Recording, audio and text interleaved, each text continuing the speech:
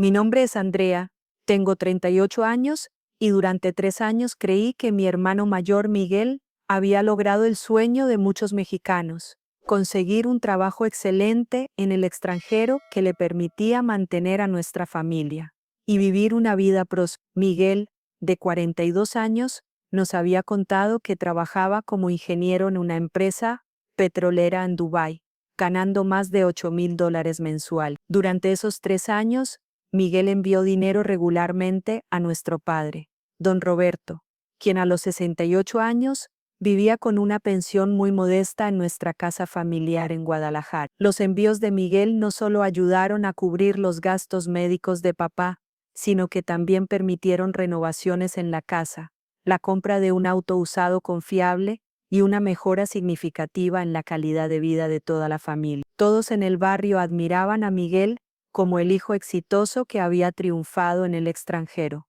Las vecinas siempre comentaban con envidia sobre lo orgulloso que debía estar don Roberto de tener un hijo tan responsable y próspero trabajando en los Emiratos Árabes Unidos. Lo que no sabíamos era que Miguel nunca había trabajado en Dubái, nunca había salido de México. Durante 3 años había estado viviendo una doble vida completa, manteniendo un departamento lujoso en la colonia Roma de Ciudad de México, con una mujer llamada Fernanda, mientras nos hacía creer que estaba al otro lado del mundo construyendo su carrera profesional. El dinero que enviaba nuestra familia no venía de un salario en Dubái, sino de un plan elaborado de defraudación, que había estado ejecutando utilizando los 250,000 pesos que mi padre le había prestado, inicialmente como inversión, para establecerse en su supuesto trabajo en el extranjero, además de préstamos bancarios que había conseguido usando información falsificada y la casa familiar como garantía sin nuestro conocimiento. La verdad salió a la luz de la manera más devastadora posible,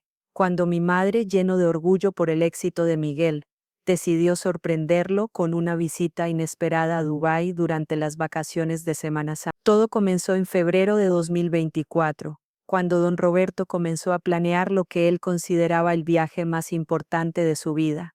A pesar de nunca haber salido de México, quería visitar a su hijo en Dubái para ver con sus propios ojos la vida exitosa que Miguel había construido. «Quiero conocer dónde trabaja mi hijo», me dijo una tarde mientras tomábamos café en la cocina. «Quiero ver las oficinas, conocer a sus jefes, caminar por las calles donde vive. He trabajado toda mi vida para darles educación a mis hijos, y ahora quiero ver el fruto de ese sacrificio». Le sugerí que primero hablara con Miguel sobre la visita, pero papá quería que fuera una sorpresa. Los hijos siempre dicen que no es necesario, que no nos molestemos, pero yo quiero hacer esto por él. Quiero demostrarle que estoy orgulloso. Durante las siguientes semanas, papá ahorró cada peso para el viaje. Vendió algunas herramientas que ya no usaba, pidió préstamos pequeños a vecinos, incluso empeñó el reloj que había heredado de su padre. Ver a un hombre de 68 años trabajando tan duro para costear un viaje internacional para sorprender a su hijo era conmovedor y hermoso. Andrea me dijo mientras contaba billetes en la mesa de la cocina: «He calculado que necesito 35,000 pesos para el vuelo, la visa, algunos días de hotel y regalos para Miguel y sus compañeros de trabajo». Era una cantidad enorme para él, representaba casi 8 meses de su pensión, pero estaba determinado. «Solo voy a tener una oportunidad en mi vida de hacer esto», decía. «Cuando sea más viejo ya no voy a poder viajar». Mientras papá planeaba su sorpresa, yo ocasionalmente hablaba con Miguel por videollamada. Durante nuestras conversaciones, nunca noté nada sospechoso. Las llamadas siempre llegaban en horarios que tenían sentido considerando la diferencia de tiempo con Dubái. El fondo detrás de él se veía como un departamento moderno, aunque nunca mostraba mucho del espacio. «¿Cómo está el trabajo?», le preguntaba. «Muy bien, muy ocupado. Los proyectos aquí son masivos, a veces trabajo hasta 12 horas al día. Y el clima hace mucho calor, como imaginarás. Pero uno se acostumbra». Sus respuestas siempre eran genéricas pero consistentes. Hablaba sobre reuniones con clientes internacionales, sobre la cultura local, sobre compañeros de trabajo de diferentes nacionalidades. Todo sonaba auténtico y creíble. Lo que no sabía era que Miguel había hecho una investigación exhaustiva sobre Dubái y la industria petrolera para poder mantener esta mentira convincentemente. Había estudiado el clima, la cultura, la economía, incluso había memorizado nombres de empresas reales y ubicaciones específicas para poder responder cualquier pregunta que pudiéramos hacerle. En marzo de 2024, papá finalmente había reunido suficiente dinero para su viaje sorpresa. Compró el boleto de avión para la primera semana de abril, durante Semana Santa, cuando pensó que Miguel tendría algunos días libres del trabajo. El plan era simple: papá volaría a Dubái, llamaría a Miguel desde el aeropuerto y le daría la sorpresa de su vida apareciendo en su ciudad adoptiva. ¿No crees que deberías avisarle?, le sugerí una vez más. ¿Qué pasa si está de viaje de negocios esa semana? Miguel nunca viaja. Siempre me dice que su trabajo es en la oficina principal en Dubái. Va a estar ahí. Una semana antes del viaje programado, papá estaba emocionado como un niño en Navidad.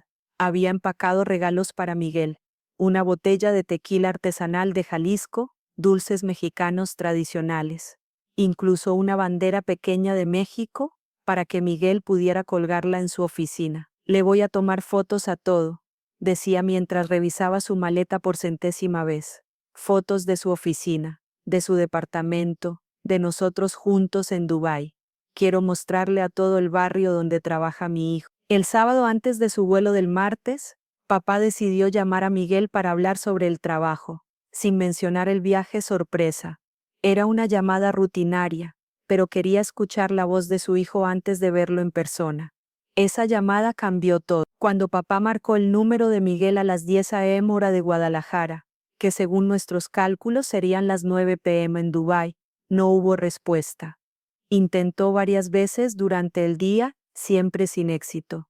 Qué raro, comentó papá.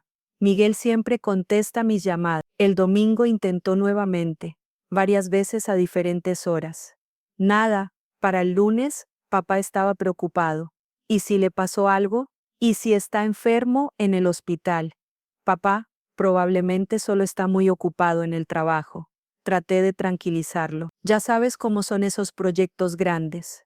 Pero papá tenía un mal presentimiento. Andrea, llámalo tú. A veces contesta más rápido cuando lo llamas tú. Marqué el número de Miguel desde mi teléfono.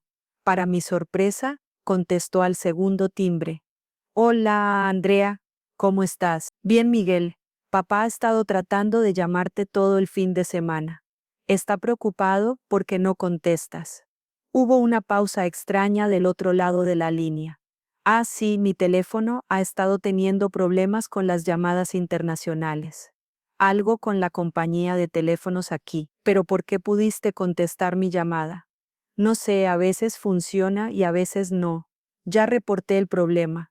Le pasé el teléfono a papá, quien inmediatamente comenzó a preguntarle sobre su trabajo, su salud, sus planes para la semana. ¿Vas a estar ocupado esta semana, mijo? Sí, papá, muy ocupado.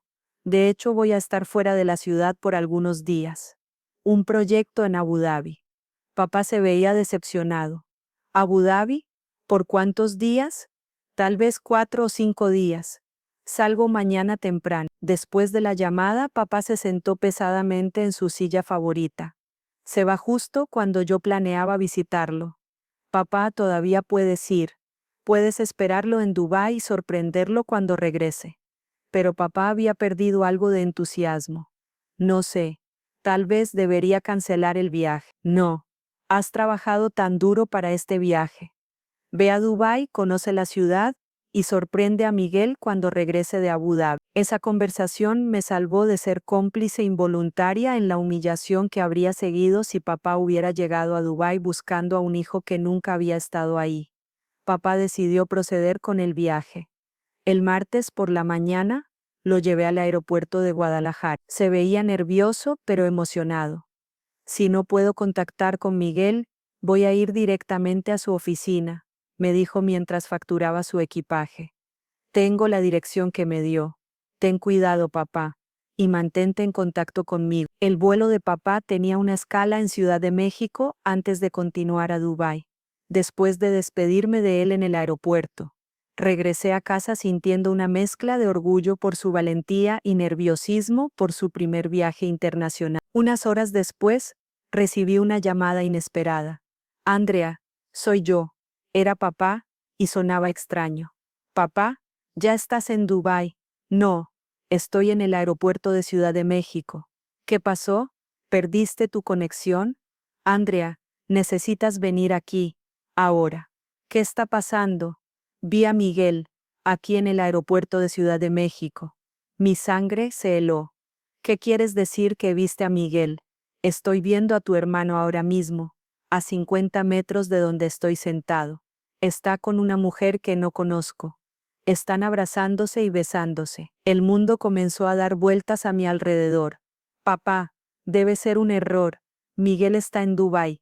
Andrea, conozco a mi propio hijo. Es Miguel. Está aquí en México. Con una mujer, no en Dubái como nos ha estado diciendo. ¿Estás seguro? Completamente seguro. Lleva la misma chamarra de cuero que le regalé hace 2 años. Tiene la misma cicatriz en la frente de cuando era niño. Es él. Mi mente no podía procesar lo que estaba escuchando. ¿Qué vas a hacer? Voy a acercarme a él. Papá, espera. La línea se cortó. Durante los siguientes 20 minutos, que se sintieron como horas, esperé desesperadamente que papá volviera a llamar. Cuando finalmente lo hizo, su voz había cambiado completamente. Andrea, ven al aeropuerto, cancela todo lo que tengas que hacer y ven ahora. ¿Qué pasó? Miguel me vio acercándome a él. Al principio trató de esconderse, pero ya era demasiado tarde.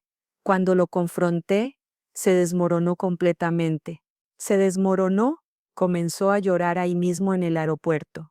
Me dijo que nunca había estado en Dubái, que todo era mentira. ¿Todo? Todo, Andrea. El trabajo, el departamento en Dubái, los $8,000 mensuales. Ha estado viviendo aquí en Ciudad de México durante 3 años, mantenido por una mujer. Sentí como si el piso se hubiera abierto debajo de mí. ¿Qué quieres decir mantenido por una mujer? La mujer con la que estaba, Fernanda, aparentemente tiene dinero, mucho dinero. Miguel ha estado viviendo con ella en un departamento caro, usando su dinero para mantener el estilo de vida que necesitaba para que nosotros creyéramos que estaba exitoso. Pero, ¿y el dinero que nos enviaba? Ahí es donde se pone peor, mija. Durante los siguientes minutos, papá me contó lo que Miguel había confesado entre lágrimas en el aeropuerto de Ciudad de México. El dinero que Miguel había estado enviando a nuestra familia durante 3 años no venía de un salario en Dubái ni del dinero de Fernanda. Venía de una serie de préstamos fraudulentos que había conseguido usando la casa familiar como garantía, documentos falsificados sobre su empleo y líneas de crédito que había abierto en nuestros nombres sin nuestro conocimiento. Miguel había utilizado los 250,000 pesos iniciales que papá le había dado como inversión para establecer la vida lujosa con Fernanda que necesitaba para impresionarla y mantener su relación. Después, cuando ese dinero se agotó, había comenzado a tomar préstamos cada vez más grandes para mantener tanto su estilo de vida falso como los envíos regulares de dinero a casa que sustentaban su historia de éxito. ¿Cuánto dinero debe?, le pregunté a papá, aunque temía la respuesta. No lo sabe exactamente. Dice que son varios préstamos diferentes, pero cree que alrededor de 400,000 pesos. 400,000 pesos. Una cantidad astronómica para nuestra familia, más que el valor total de la casa donde habíamos crecido. Y la casa está en riesgo, Andrea. Si no puede pagar los préstamos, los bancos pueden tomar la casa. Esa tarde, manejé 3 horas hasta Ciudad de México en un estado de shock total. Encontré a papá y Miguel sentados en el área de equipajes del aeropuerto, los dos luciendo como si hubieran envejecido años en unas pocas horas. Miguel se veía más pequeño de lo que lo recordaba, encogido sobre sí mismo, evitando hacer contacto visual conmigo. «Hola, Andrea», murmuró cuando me acerqué. «Hola, ¿eso es todo lo que tienes que decir después de 3 años de mentiras? Lo siento mucho». Lo sientes. Miguel, le dijiste a papá que necesitabas 250,000 pesos para establecerte en Dubái. Le mentiste sobre tener un trabajo. Has estado enviando dinero robado a casa durante años. ¿Cómo pudiste hacer esto? No empezó así, dijo débilmente. Al principio realmente tenía un trabajo aquí en Ciudad de México. Conocí a Fernanda, y ella tiene mucho dinero, más dinero del que jamás había visto. Al principio solo quería impresionarla.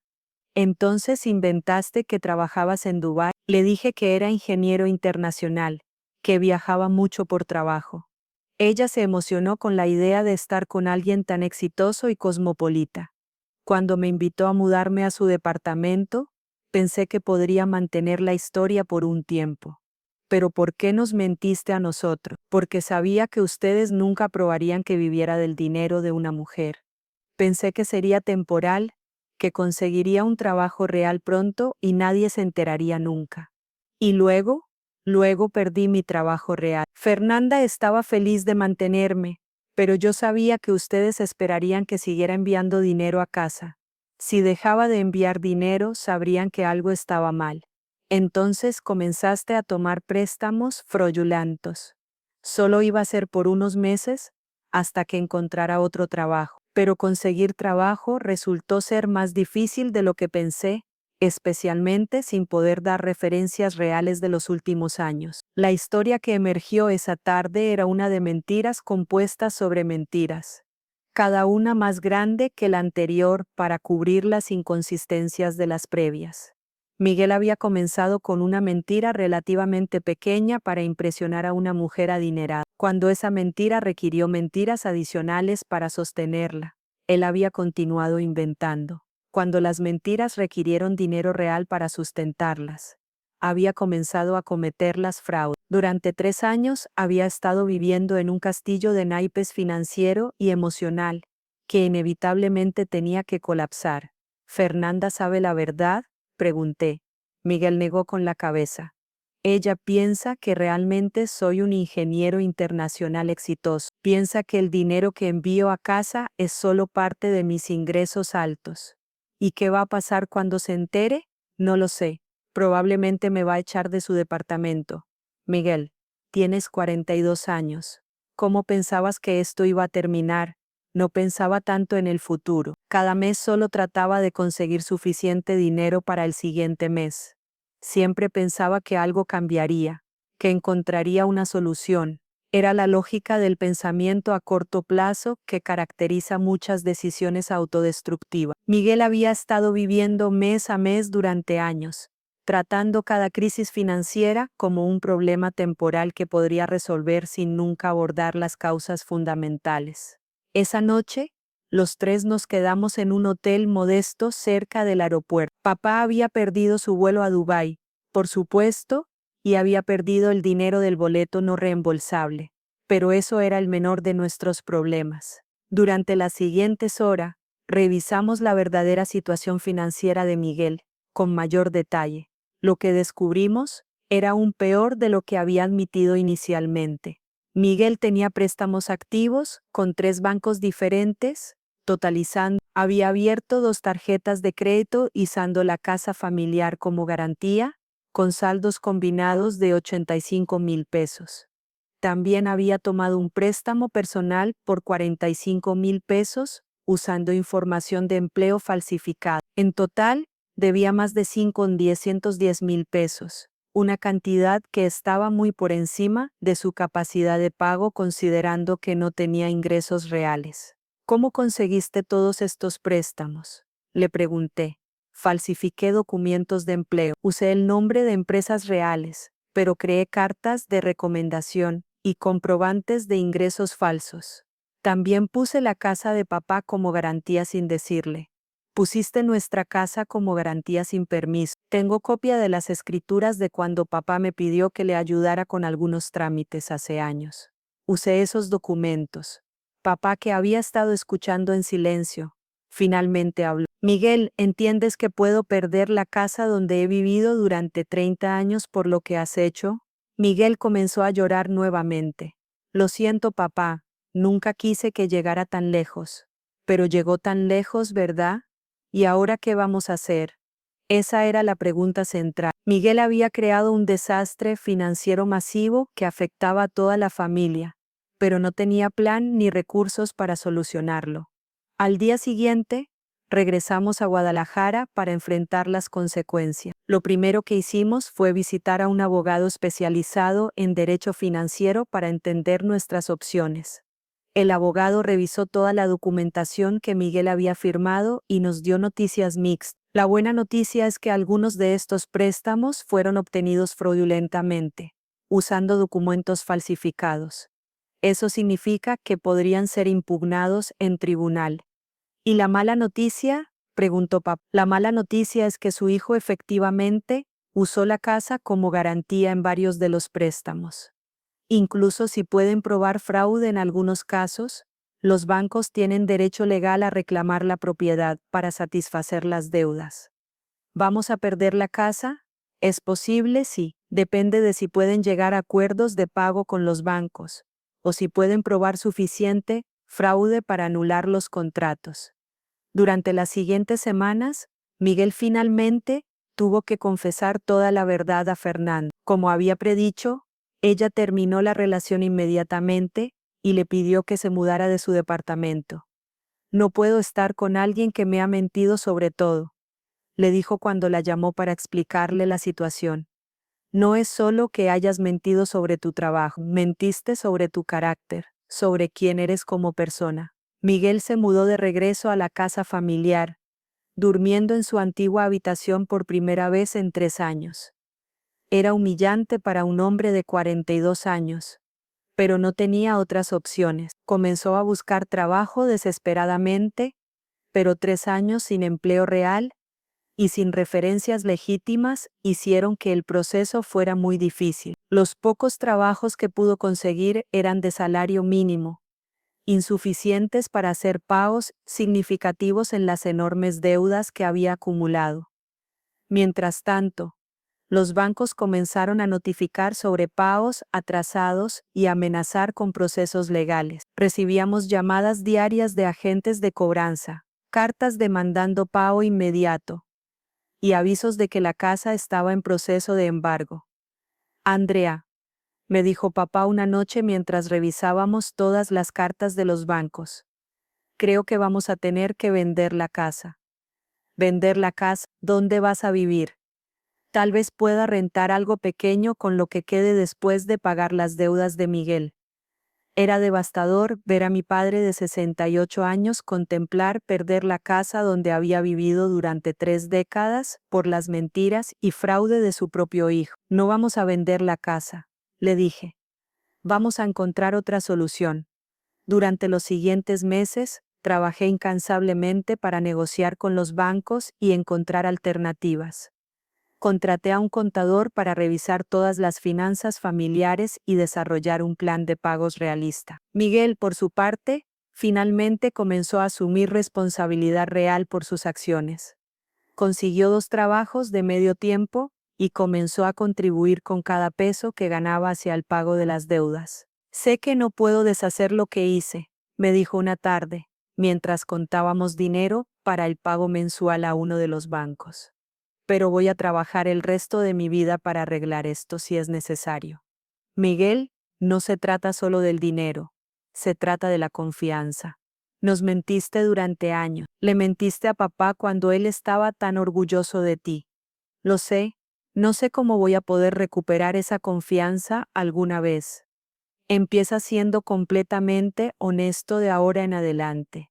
Sobre todo, no más mentiras, sin importar qué tan incómodas sean las verdades. A través de negociaciones extensas con los bancos, logramos reestructurar la mayoría de las deudas en planes de pago a largo plazo que Miguel podía manejar con sus ingresos combinados. Algunos préstamos tuvieron que ser parcialmente perdonados cuando pudimos probar que habían sido obtenidos usando documentos falsificados.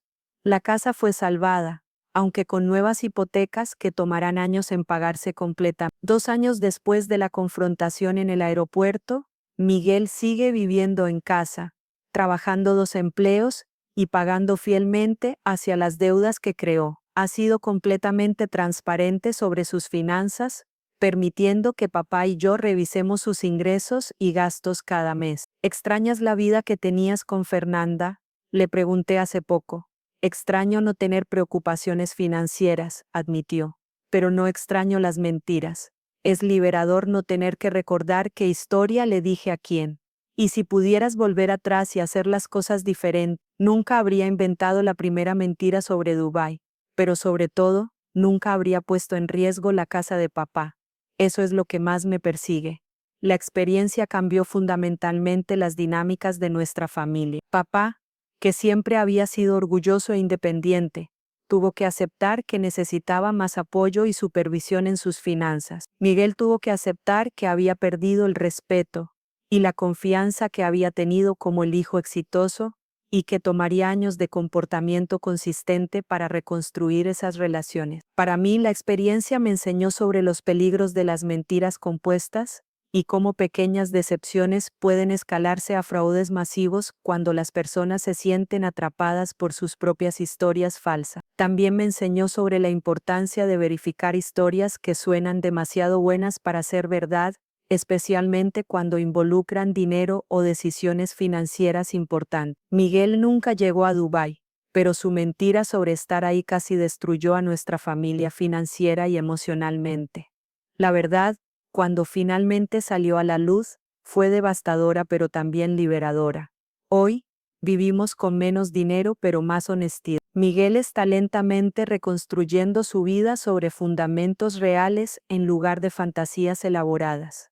Papá ha aprendido a ser más cauteloso sobre las inversiones y préstamos familiares. Y yo he aprendido que el amor familiar a veces significa establecer límites firmes y exigir honestidad completa, incluso cuando esa honestidad es dolorosa. La historia de Miguel es una advertencia sobre cómo las mentiras pequeñas pueden crecer hasta convertirse en fraudes devastadores, y sobre cómo el precio de mantener una imagen falsa eventualmente se vuelve insostenible.